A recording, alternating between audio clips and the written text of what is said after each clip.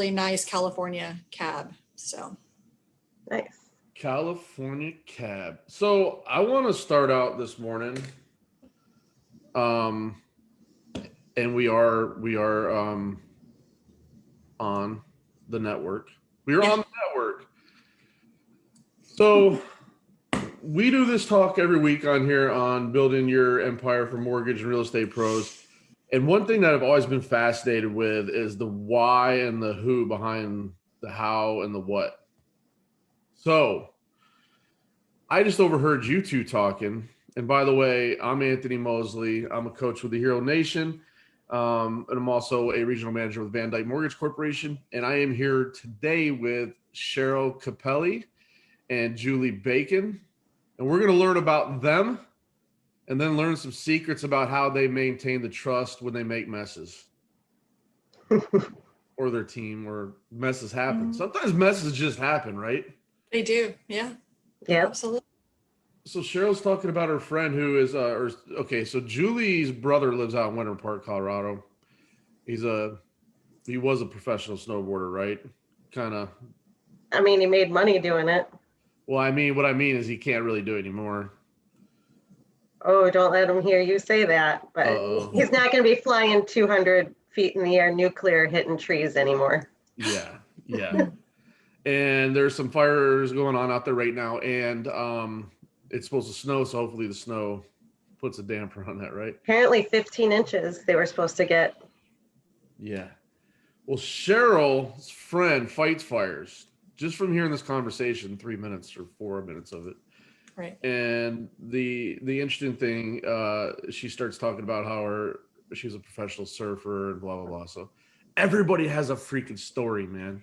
Mm-hmm. So we're going to start out today learning a little bit about both of you. I got some interesting questions for you. So what is the best piece of advice you've ever been given, Cheryl? Wow. So I've been given a lot of really great pieces of advice in my lifetime. But for me, it's the letting go, right? Because I'm a control freak. Yep. And a people pleaser, so even worse, right? So for me, it's the putting it down and going home, right? That honestly is the best piece of advice I've ever been given. I don't practice it all the time, but I think about it all the time. And it helps in this business for sure. Sounds like you and Julie have a little bit of similarity there. Okay. I did this wrong, by the way. Julie Bacon's like my sister. We've known each other for over 20 years. First, let me ask you guys, Cheryl, who are you? Where are you from? Sure. And what do you do? So I'm Cheryl Cappelli, and I'm a loan officer. That's my career, right, with Annie Mac Mortgage. Who I am as a person is I'm a risk taker. I like riding motorcycles.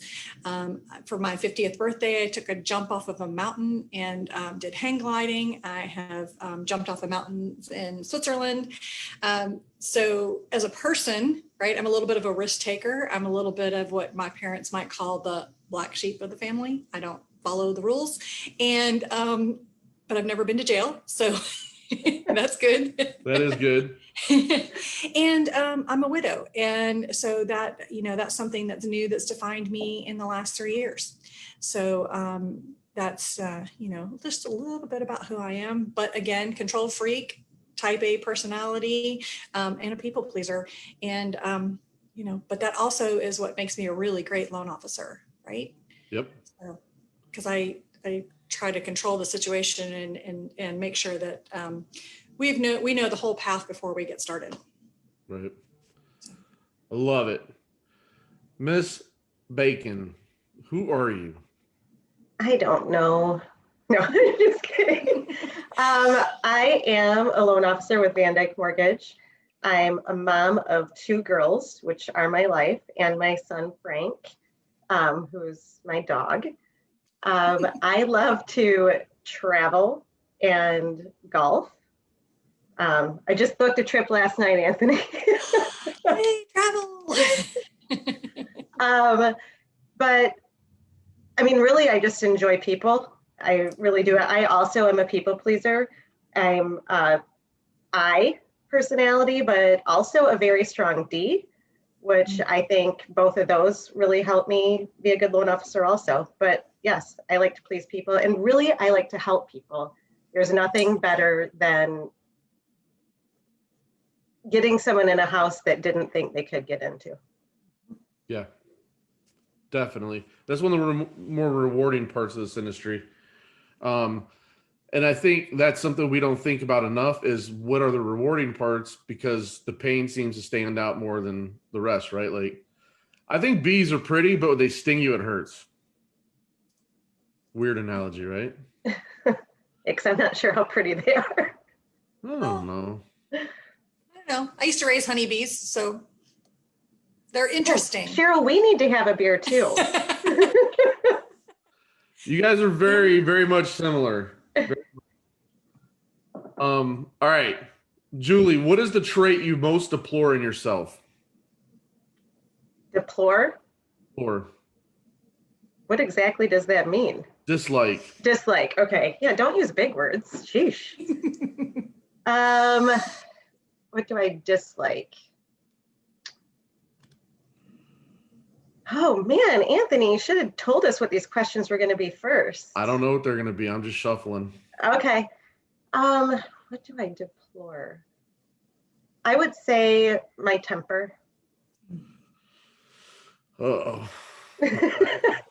All right. All right. And then I'm going to ask both of you this real quick before we get moving on is what is your favorite gadget? And let's talk about the mortgage world. What is your favorite gadget? Well, for me, it's the ability to do video, to walk my clients through a fee sheet, a closing disclosure, anything that they have questions about on video so that they can digest it and then call me with questions.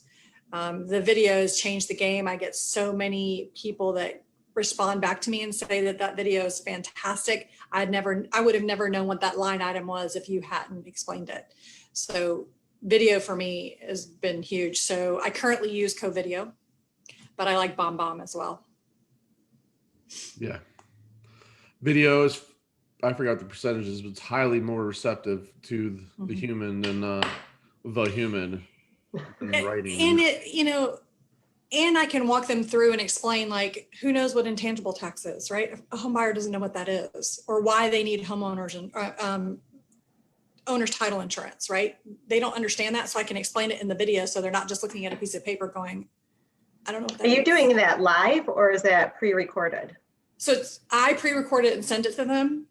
I encourage them to watch it more than one time and then call me with questions. I get a lot less phone calls with questions because they're watching the video. So Yeah. and they understand it more when they get to the closing. And what do you use? C-Cam? I use Co-Video, COVID-EO, right? So COVID-EO. Yep. And then BombBomb is really great. I don't use it as often as I did, but when I was using it heavily, I was doing a video just introducing myself to, say, listing agents when offers went out. So it's I sit in my car, video real quick. Hey, hey, Jane, you just got an offer from my clients, Mr. and Mrs. Smith. Here's what they love about your property. And I'm super excited to share with you that they're well qualified and ready to go. Right. Mhm. And then I just hang up and, or I leave my information so that they can call me if they have any questions. But more than once, that's helped them win a contract in a multi-offer situation. Yep. Here's a plug. I believe MBS Highway has a feature like that too. They do. And I don't use it as often as I should. And I do love MBS Highway. I love them to death. I use them every day. It will show like your loan scenarios and then you talking. I think so. Mortgage Coach does too. I switched from Mortgage Coach to MBS Highway about 2 or 3 years ago. But Mortgage Coach has a cool feature like that too. Yeah, they do as well. And I used to use MBS and Mortgage Coach interchangeably, but now I exclusively use MBS. I'm in there every day. And it's great to show refinance comparisons. It's true. It is true. All right, let's get it going, man. Wait, Julie didn't answer her Julie, favorite what's your tool. favorite tool? Your favorite I mortgage gadget? monopolized. Well, I'm really in search of gadgets, which is why I just took notes from you, Cheryl. But Oh, yeah. right now, I mean, I've really only used my database and just the fact that That's a it good tells me gadget. what to do every day. So That's a great gadget. Your CRM. Mm-hmm. Yeah. And people always say, "What's your favorite CMR? What's the best one? What's the best CRM? What's the best CRM?" Oh, I know. Go ahead. The one you'll actually use. Absolutely. So use your CRM. All right. So check it out. We're in this amazing environment, and somehow people always try to make bad out of it. But we're in a bit of a boom. Refinance and purchase. And I know a lot of us have prioritized the refinance or the purchase part because we know the refinance part's not going to stay forever. So people need homes, cost of rent's going up. We're all, doing our best to get everything through. There's only so many processors, underwriters, trained professionals that can help out in this. And there's only so much money, right? So we've got to circulate the money. People don't think about that a lot. But the one thing that I see is the lack of patience for mistakes right now, the intolerance of it. And I often, one of my favorite equations is it's the situation plus your reaction equals the outcome. How do you, first of all, when a mistake happens, and it's not like we do it on purpose because we want to get paid and do a great job just like everybody else, right? Right. But when a mistake happens, how do you fess up to it? How do you deal with it? And then next, after we talk about that, we're going to go into how do we maintain the trust of not only our referral partners, but our clients as well. So who wants to dive into that one? I will. All right. You're brave. I mean, first of all, it's how do you fess up? You just own it and own it quick. Mm-hmm. I mean, and even if it's, and this is super important, even if it's one of your team members that screwed up, that's an extension of you. That's still your screw up, my screw up. And we're frontline, own it, and have empathy for all sides. Yep, absolutely. I think there's nothing worse than throwing someone else under the bus, right? I mean, Yeah. we're still the face, and it's our team, and so putting it off is never good, right? I might take a few minutes and go, holy crap, I can't believe I need to make this phone call. Yeah. But I'm not taking like a half a day or a day to make that phone call, because the faster you can get it out there, faster you can let someone know about what's going on, and taking ownership of it. And, there's got to be a regroup and a plan too. So the faster you can get all of that together and make that phone call, I think goes a long way. Yeah. And sometimes you find solutions by getting it out there faster, because Yeah, absolutely. I mean, kind of going into the next part of your question, Anthony, but it's, on building that trust, you're building your team. I mean, our referral partners, our clients, us, our back room, all of us are a team to get this file done. Sure. And I think just making sure we know that up front. Now, sometimes we can do the ultimate perfect job of explaining what happened, how things happen, the whys and how we're going to fix. But sometimes that's not good enough. In others' opinions, usually on the other side of the table. Sure. The problem with that is if we don't act as a team with everybody involved, then it creates a stress on the client and a not so good feeling for them. That I think if we all stuck together and just told them we're going to handle it, it's going to happen. And it's not just us that makes mistakes on the transactions, the LOs, for instance. I've seen addendums come back not written up right. I've seen title policies come back with private road agreements or easements. I mean, It was my morning. Oh yeah.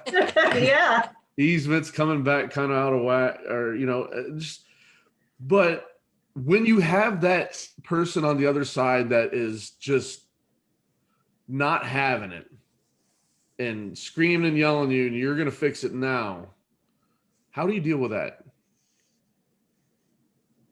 Well, none of that's productive, right? Right. and so, there's a fine line with, you've got to maintain control of the situation, because that scream and hollering is not productive. It's not going to get us anywhere. I come from a restaurant service background, so a lot of times it's just getting the frustration out and waiting that out. But there's a fine line with how you as a person will allow yourself to be treated too. Yeah. Right. So, like I said, is a lot of time it's just hearing them out with the frustration, and then presenting the resolution. Right. I had just 2 weeks ago, I had a seller call me in tears because we were late on our closing. Some of it was my team. Some of it was the client. But, ultimately it was just the fact that she wasn't going to be able to close on her home, and she was going to be homeless for 4 days. Mm-hmm. Right. And she's mad. She's sad. She's everything. Right. And scared. Right. She's scared she's going to be homeless, and her husband isn't around. He's on a trip. And, it was just the listening. And let me tell you what, I was crying right there with her. Right. Because there was nothing I could do. I mean, it was what it was. We had a solution. We were going to close, but I couldn't fix her not having a place to live. Right then. Yeah, I just couldn't fix it. So I had to just listen. Right. And at the end of the conversation, she thanked me for listening and, thanked me for doing the best that I could. So, I'm starting to see more and more of that with closings, and it's I guess the most common one is we're going on vacation. Mm. I think possibly if we made better expectations up front, I'm talking about the real estate agents and the loan originators, mm-hmm.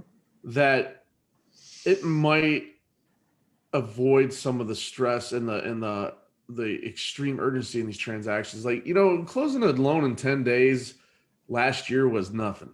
Right.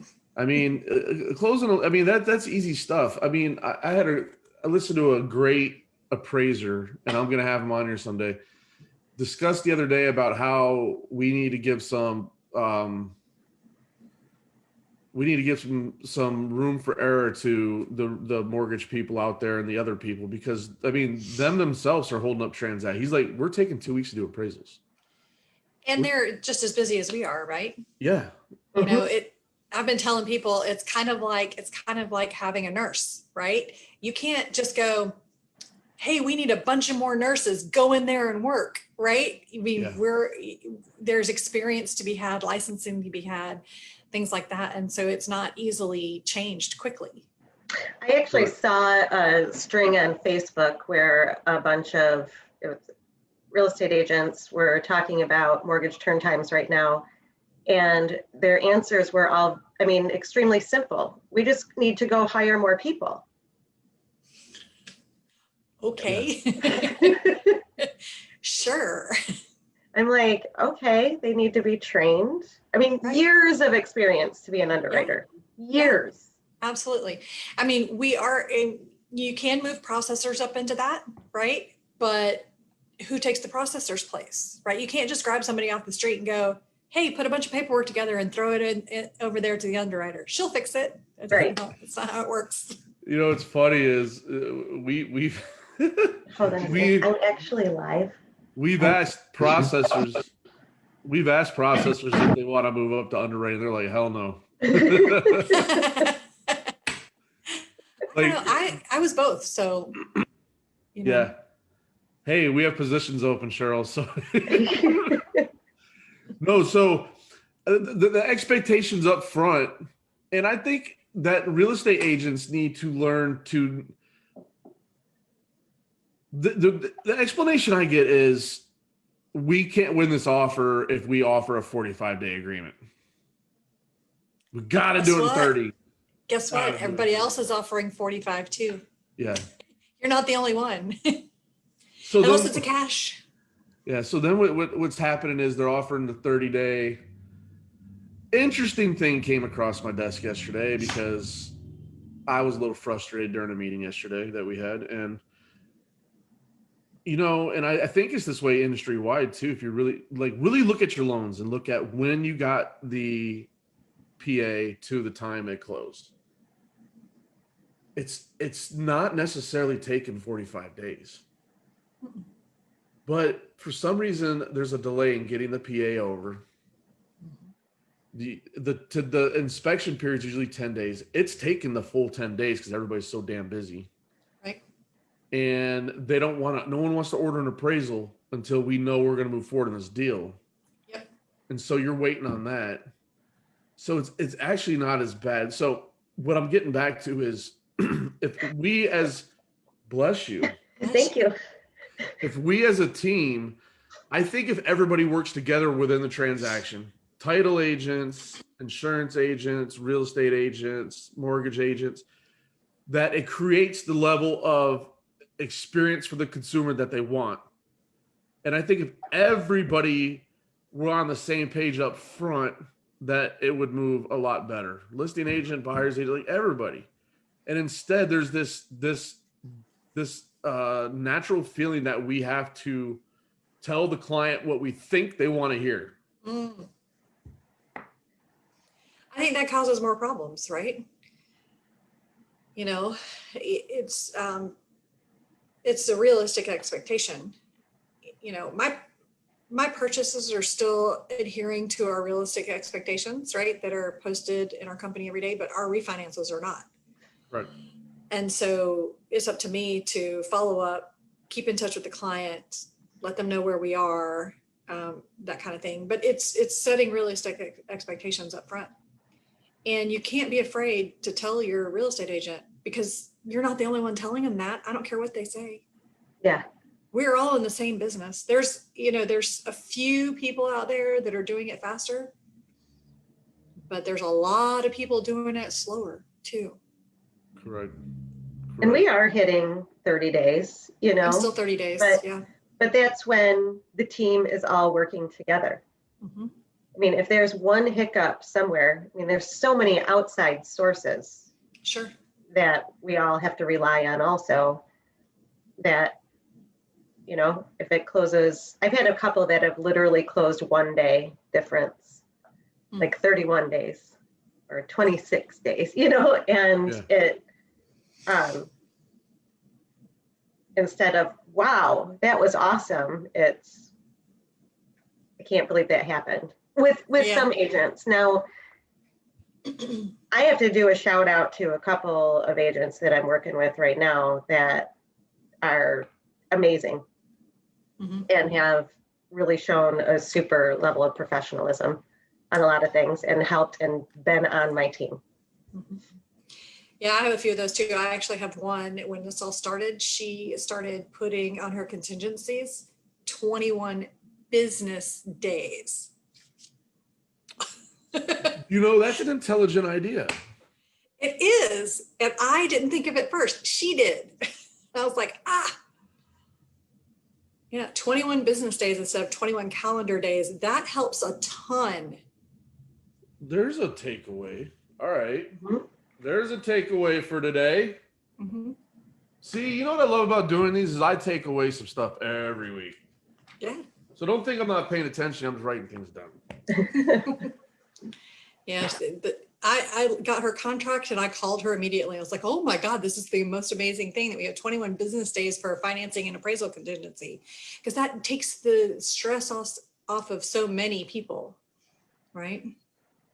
No kidding. Because in the study that we did yesterday, that's what we came up with. Is it's like 21, 22 days, business days. I mean, everybody wants to count holidays and weekends. Mm-hmm. Even though we have people working weekends and holidays right now, it's just True. blah. Yeah. I routinely get, emails for 2:30 in the morning from an underwriter or a processor. Oh, same. Sunday morning, 2 a.m. approvals. Mm-hmm. Shout out to all those underwriters and processors and appraisal reviewers and appraisers and the title people that are all working behind the scenes and are kicking ass right now. If you don't have those good people around you, that's why you're struggling right now. Right. That's true. And that whole hire more people, sure, we need more people, but the people that we have are doing more than their fair share. Hell yeah. And not only that, okay, I know last week was a tough week for everyone because school started and school's weird. I mean, I got to tell you, I have a kid that's in this quasi going to school and quasi at home, and it's a lot. I mean, I don't even know what day it is. I'm supposed to get her to school what day? Yeah. But I have flexibility in my schedule, to be able to do that stuff. These processors and underwriters, for all we know, they're doing everything they're doing around the clock, and they might be homeschooling 2 5-year-olds at the same time. And that's just life right now. Like, none of us planned it. No. So let's dive into real quick. How do you maintain the trust after it's happened? No matter what the excuses we give them at that point, there's going to be that apprehension because they don't want to look like an asshole for sending a referral that they don't think was a good referral because the loan didn't close on time. Like for instance, the other day we got a social survey review in from the real estate agent that wrote a book on how bad of a job my LO did, but we got a 2-chapter review from the client who just was overjoyed with how her experience was. How do we keep the trust? Right. I think it's back to, I don't think it's something that you go rebuild. I think it's back to what we said in the beginning, where the trust is just kept the entire time by striking quick, not striking, but presenting the problem quick, asking for help for solutions, communicating the entire time. Yeah. Yeah, I mean, that always goes a long way. Yeah, you can't just leave someone in the dark and then come back and be like, sorry, man. Yeah, exactly. You have to have that communication. The one that recently happened to me where it closed late was actually a real estate agent. Oh. So, she's frustrated. I'm frustrated. The seller's frustrated. The listing agent's frustrated, right? But the more you talk to everybody, the more you keep that trust and you don't have to re-earn it, right? Sometimes there's no convincing someone that this is a one-off, right? And you are going to lose some referral sources in the event that something's bad, but you have to have the mindset of keeping that trust the whole time. I almost feel like it's almost, correct me if I'm wrong. I'm wrong a lot. I almost feel like it's better to not try to sell them on why there was a mistake. Like, I don't know if that sounds weird, but it's just, I think when you come to them, you're like, but this happened because of this, because like, I just feel like it's like, yeah, okay, I've heard it before. Well, go ahead.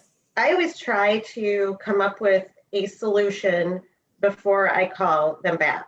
Like, okay, this happened, here's what we're doing. Or not even call them back before I make the initial phone call. Right. Because at least I've thought of a solution, and then it's like, can you think of other things? And sometimes I'll be like, okay, you work that direction, I'll work this direction. Whoever gets it done first will use that one. Right. Yeah. I mean, I usually have one or two solutions if there are, right? But you got to get them on your team. But I think that this is kind of a situation, like I tell borrowers all the time when they're writing letters of explanation, less is more for the underwriter. But I think that's the same when you're communicating a problem to someone. Because if you start giving all the reasons, they just sound like excuses. Mm-hmm. So, here's what happened, here's what we're going to do to fix it, and here's when you're going to close, is really all that they need to know. And the more you give information, the more you start throwing people under the bus too. I have a file right now and we've all had these, but everyone who's touched it, including myself, has screwed up. Okay, we totally have. It happens. I mean, it's just cursed, the whole thing.